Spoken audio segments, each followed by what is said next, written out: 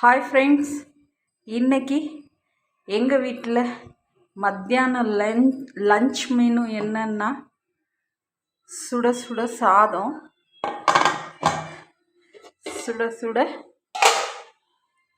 கறி குழம்பு,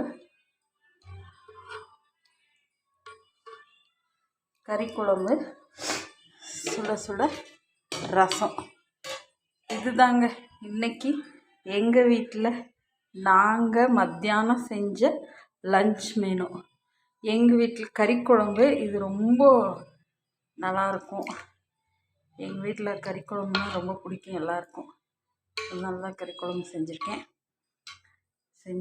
உங்கள் வீட்லையெல்லாம் நீங்கள் என்ன மத்தியானம் லஞ்ச் என்ன செஞ்சீங்கன்னு சொல்லி கமெண்ட்டில் சொல்லுங்கள்.